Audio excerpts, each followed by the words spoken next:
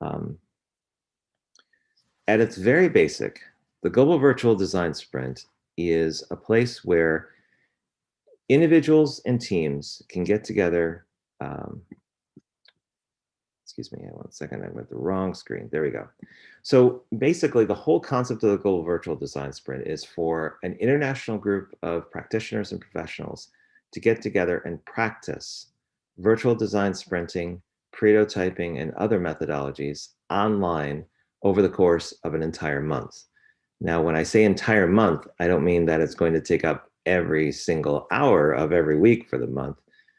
We work out a schedule with each individual team members to figure out what is the most convenient time and date for people to get together and it kind of explore these challenges that we get across. So in a nutshell, international teams coming together to meet one another to network and understand what they're all about. You choose a challenge as a team on what you want to basically take on. And then from there, you take the month to learn and explore different methodologies that are available to you through the event and also from each other. So a lot of people who participate in this event come to it with a complete set of different skills and approaches to solving problems. And this is an opportunity to do so. And like I said, I'm going to go ahead and pass along in the chat the link again for those who joined a little late. Hello, Jared from Austin, Texas. And Shane, I'll share it right now with everybody since I shared it with myself previously. That should get it right to you. And okay, so what I'll do is I'll do a brief overview of every section here. It usually only takes about 10 or 15 minutes to get through everything. I tend to go pretty fast. If you have any questions, please put them in the Zoom chat. You can also, if you're into this mural, you won't be able to edit it directly, but as I see the Q&A, I'll basically populate them in this section down here, and you should be good to go. Right, so I see a few people shuffling in. Okay. And what I'll do also, if you give me just 1 second, I'll pause just one more time. And I'm going to go into YouTube and share the link out there. That was a request somebody had in the last live stream, so I want to make sure that people are able to see that as well. All right, go back to the main screen here and web sharing. Okay, so like I said, if you want to go into the mural, you can go to any of these sections that will explain different aspects of the GVDS. What I'll do is I'll go through each section for the sake of the recording so that folks that aren't seeing this live can kind of walk through with me at the same time. So as I mentioned earlier, the Global Virtual Design Sprint was originally set up to give people who were exploring this process the ability to practice it. So at the time, 2 years ago, before the pandemic happened, everyone thought that design sprints were fashioned and created to do all in-person work. Everyone got into a room, they figured out what the challenge was, or they had it preset, and they did a design sprint and magic would happen, or at least they have a direction to go in. And what I found is that people couldn't find others in remote places or in other countries that knew about the design sprint process. So they were kind of stuck. Places like the Philippines or Romania, and some places in Italy as well. Some parts of Europe where design sprints really weren't well known, but individuals had gotten their design sprint master's class certification or had read the book, but they wanted an outlet to practice. So we experimented, did a pilot in 2018, and it was so successful that it spawned 4 more events after that in the next 2 years. But the reason why I'm doing it is not for the sake of getting a profit or making tons of money. If I would have done that, I would have done a completely different business. What I'm attempting to do with this is to showcase every professional and practitioner that comes to this in the best light possible so that they can utilize this event for things like finding a job or getting a contract or networking or being able to learn from others and being able to grow as a professional. That's my underlying rationale for doing it. And also to promote them in a way I know how through social media. So the event itself is for learning and for meeting one another. But my purpose and my drive for this is to elevate people, to get them in a better place wherever they are, whether that's through each other or through the event itself. There are 6 particular audiences that usually flock to the GVDS. The first 3 are the ones I see most often: facilitators, people who do workshops, run workshops that want to get some experience in doing this, designers that want to kind of have a better understanding of how to work in an online environment, or to showcase what they can do via out there their portfolio. Also, researchers who for the first time don't know about this process but want to understand it better. That's usually the best entry point for people in this kind of event that want to explore the problem space, want to find, whoa, sorry about that, I got a call. And kind of, oh, and I lost my view. Hang on a second. Phone call can do that. To basically understand the process better and to showcase what they can do as a user researcher. And usually in these events, researchers are very valuable. Same with developers. There aren't as many of them, but developers do provide a common grounding of what the team is doing and the solutions they're providing. Full-time students and entrepreneurs come to it for different reasons. Some just want some experience in understanding how a process works within a design sprint. Others are looking to network. Entrepreneurs are flocking to prototyping and being able to test their the desirability of what they're thinking about in the market. This kind of event can basically provide an outlet for that. Now, usually these are the things that I hear the most often from people who are participating in the GVDS and what they experience and what they appreciate. Basically, the one that I hear the most is the unbelievable amount of networking opportunities people have. There's over 100+ professionals on average that come to this event, and usually they're kind of brought into particular groups so that you know how many facilitators, how many designers, how many coaches, how many analysts, program managers kind of come to this, so that you can see and network with other people that come to this event.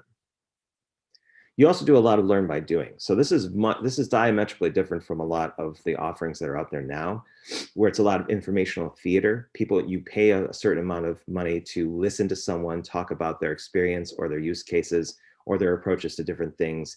And then you take away from that and apply it to what you're going to do in some fashion. This is different in that you actually learn that, but you also apply it in real time. So it's not necessarily something that you're just going to say, oh, well, I feel enlightened. It's actually where you're going to do the work at the same time. So one person said it was the equivalent of having your own personal trainer, only you have a month to basically work out the things that you're learning and actually apply them so they stick a bit better in the future. Oh, let's go back up here. So for GVDS 6, there's a few things that are new. I'm in talks now with representatives from different organizations to provide real challenges. In the past, we've had participant-driven challenges, and we're still going to do that. So participants would submit their own big idea or their challenge, and then other participants would look at that and say, that looks interesting, and decide whether or not they want to spend the month kind of concentrating on that.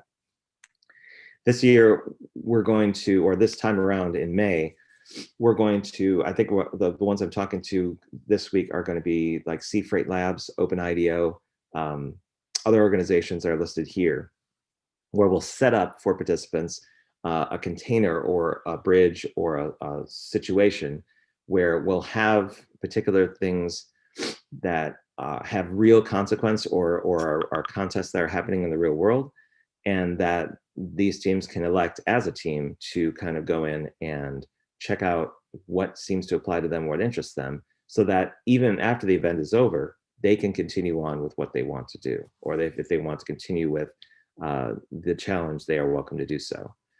We're also going to be expanding upon the prototyping that we had done in GVDS 5, and the last one, it was a trial by fire for some people, because and to be perfectly honest and accountable, I didn't provide enough guidance towards the end of that particular section of prototyping. That's going to change this time around with kind of a virtual facilitator option, where I'm literally going to be walking through not only how to do a design sprint, but also how to employ prototyping for sales-based engagements, as well as kind of evidence-based engagements, so that you can test desirability in the market, figure out if your ideas are worth building in the first place. It's something you do even before a design sprint, and kind of building upon your data you get back from the market for whatever project you want to do in GVDS. I talked about the walkthrough guides, but that's kind of morphed into something a bit more expansive. I won't get into it now because it's pretty elaborate, but I've already started work on that. Essentially, even if you don't know, if you don't have a facilitator on the team, this is meant to kind of guide it through. And it would be me and a few other people that will walk through literally every step of a normal design sprint process, as well as all of the hybrid options that are available at different stages. So you can learn and try different things with your team. The event schedule kind of looks like this. Usually the first week, which is going to be in May, we start out things by having the team get to know one another through a team canvas. We've never heard of that before. Basically, everyone kind of explores the purpose of why they're there, their needs, their values, kind of what their strengths, to everyone seeing what's on the team, so that everyone can kind of align and figure out what people are coming together and how the teams are kind of built. For reference, teams in the GVDS are 4 to 6 people on average. I don't try to go over that because people sometimes get lost. 4 to 6 people seems like it's the right kind of balance between and everyone having a responsibility to the team, but also flexible enough so that you can work your own schedule on the side. The second week, it's a little bit more into the challenge where we start getting into activities to explore the problem space. What's not listed here is digital ethnography. Some people do tend to do that. Others just want to talk to subject matter experts, do a little bit of market research, look at analytics, anything they need to get more context and understanding of what they'll be doing for their challenge in the third week. This one is usually the most intensive week.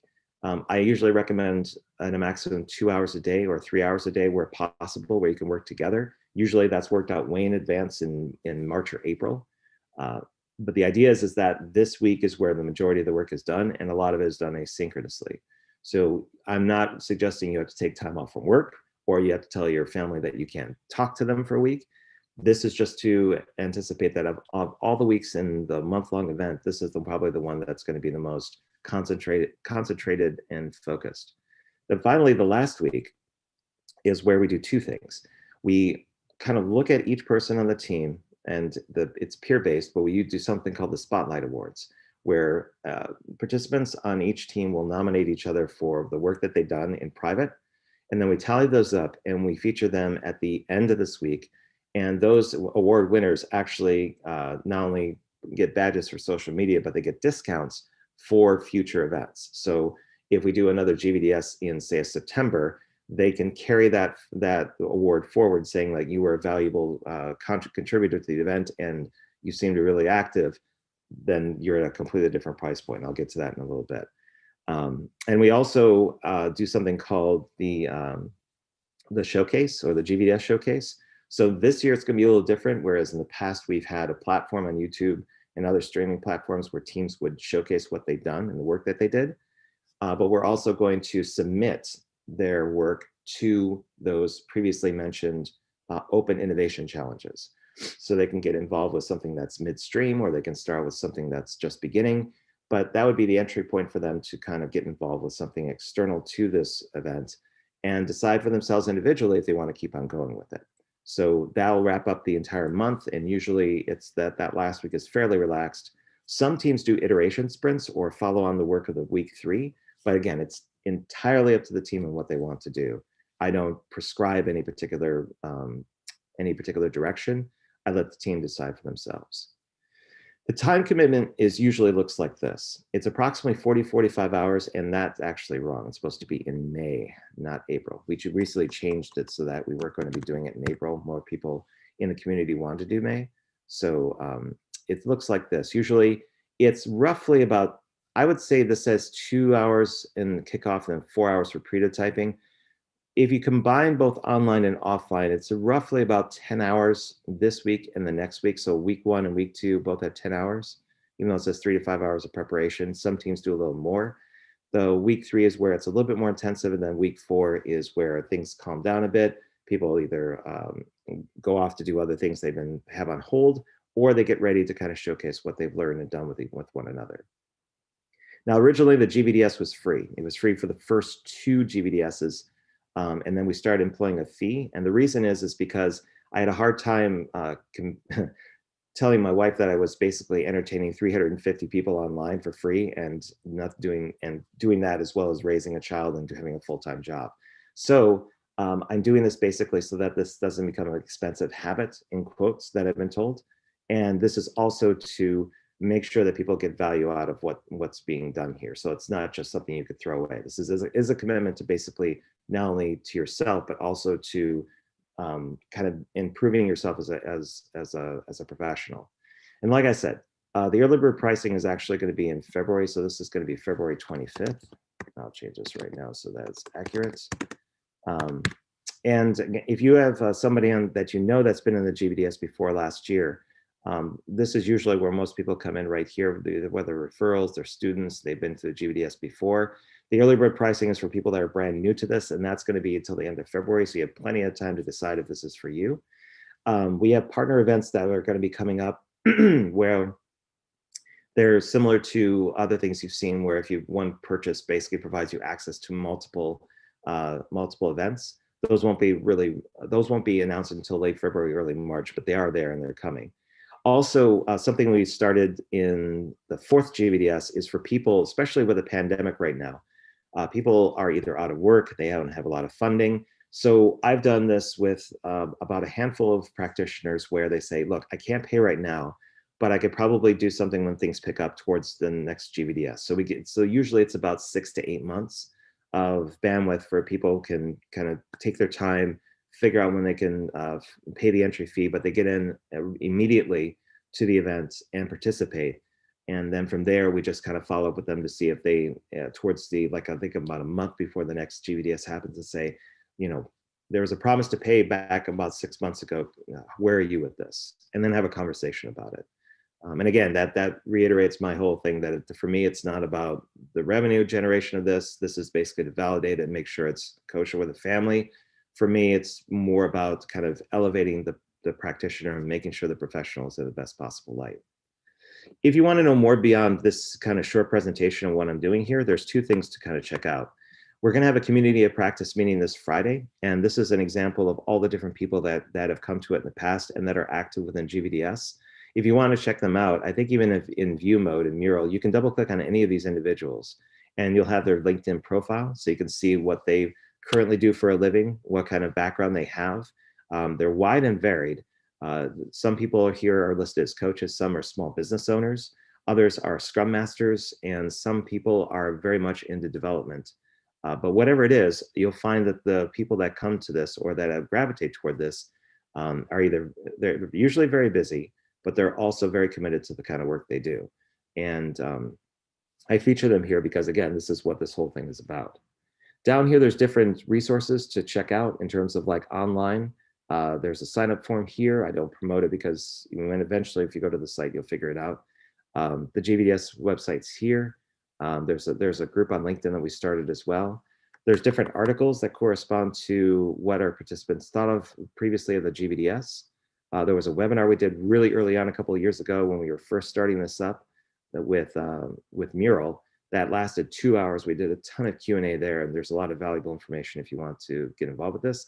This is going to change. I actually wrote the article for the 6th Global Virtual Design Sprint. I just haven't had time to promote it.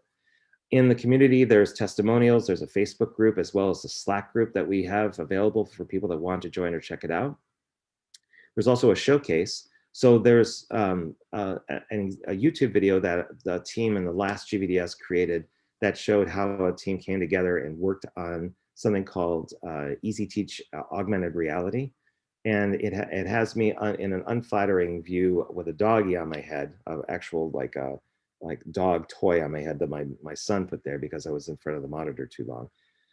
As well as like a link to the GVDS showcase so you can see what previous teams have done and what they presented to both the general audiences and to groups that were interested in their work.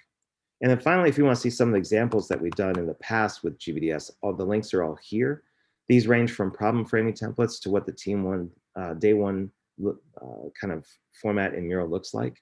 I'll even click on the team canvas for team 10. Although most of the images will be not linked because this has been 3 or 4 months and LinkedIn tends to kind of reset everything. But this is the team canvas mentioning before where we have 6 people here.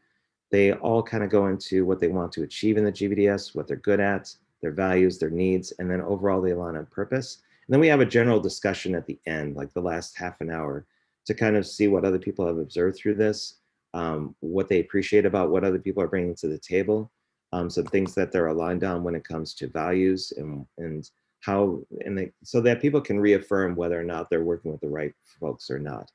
To date, I rarely have people that switch teams. It does happen, but more often than not, people are fairly well accepting of others as long as there's a professional demeanor there.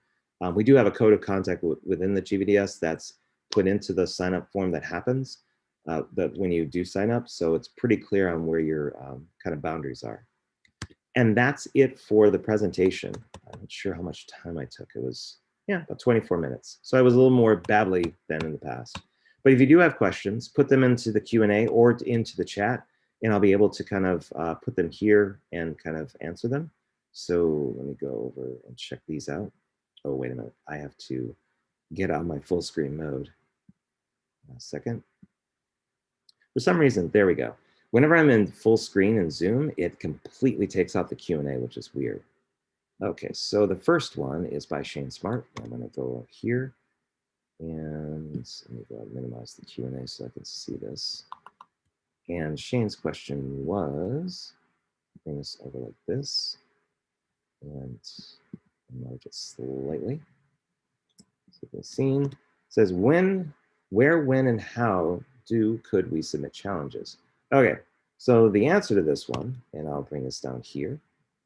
The answer to this is that the challenge submittal process is going to be available in February. Be available in February. So this is going to be available for participants as well as the community of practice. We tried having them open-ended for people that weren't in the event, and that became problematic because we couldn't refer to that person if they were offline for references to subject matter experts or to give some more context. So the challenge submittal process will be a form, or it'll be in two forms actually. It will be a sprint brief where people can put in their vision, mission, success criteria, ideal subject matter experts. And then we also have a form that we use in type form where people can put in their information. The first people that get crack at it are usually people that paid to get in the event, and we'll distribute the form through usually email as well as through updates that happen in networking. We have networking events, about 6 of them that happen before the event happens, so that people can kind of put in their challenges as they happen. So yeah, so to answer your question, Shane, it's going to start, it'll start circulating in February.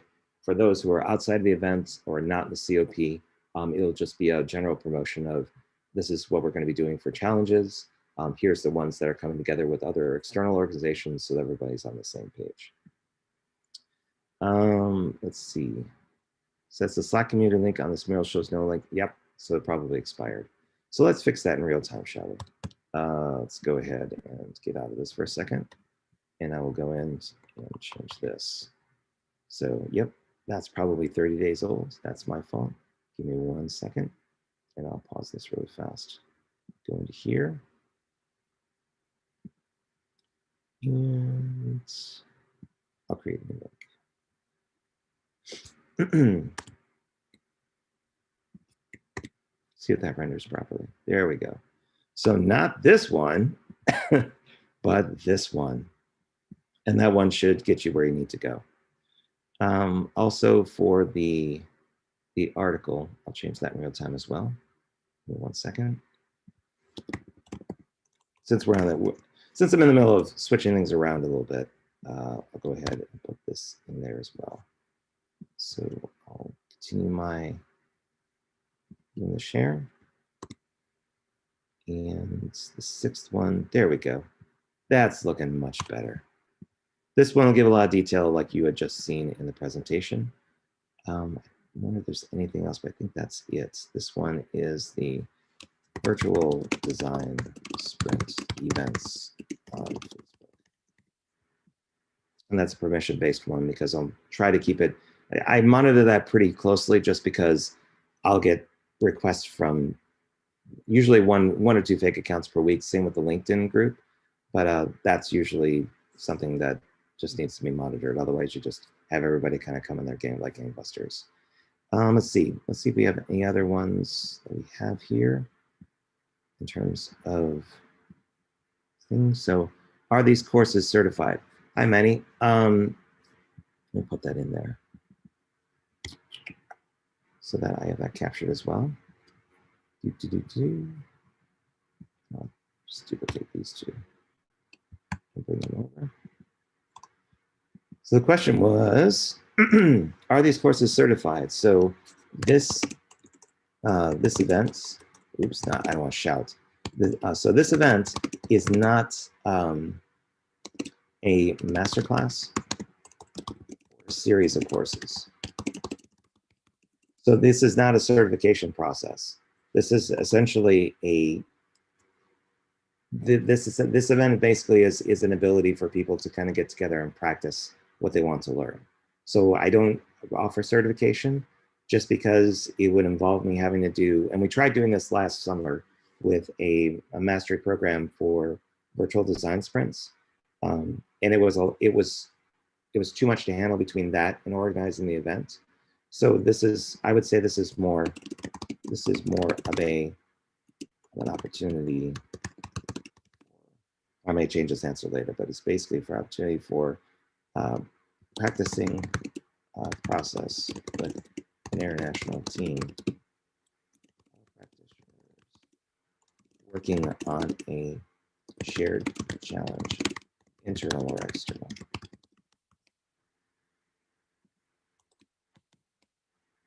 And what I'll do is I'll break this up so that it is not on, you're not looking at this from a micro sense. There you go.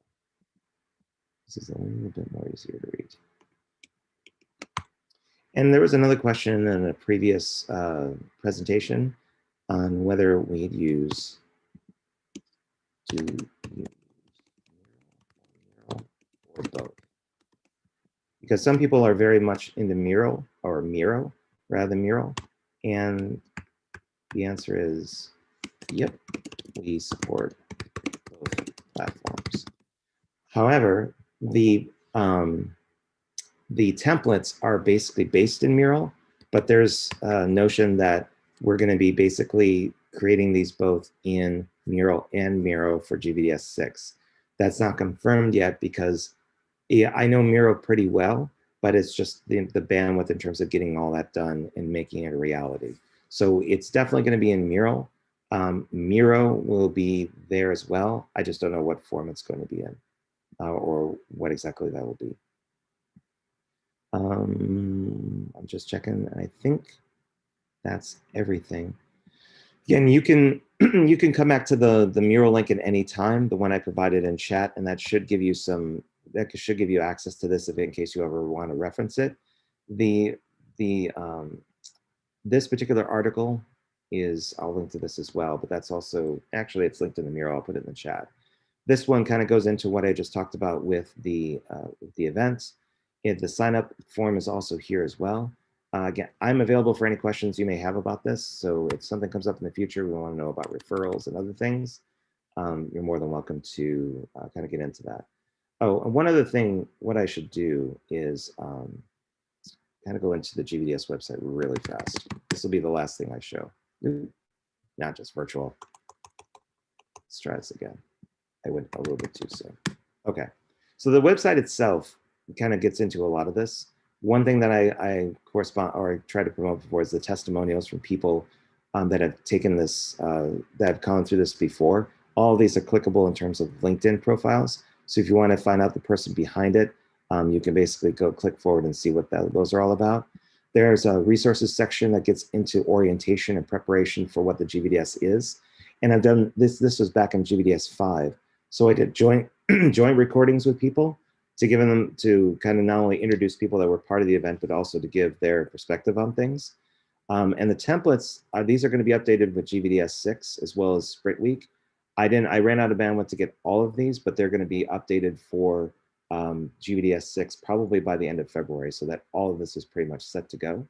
The Spotlight Awards here are been updated to reflect the people that went into last event and the awards that they won.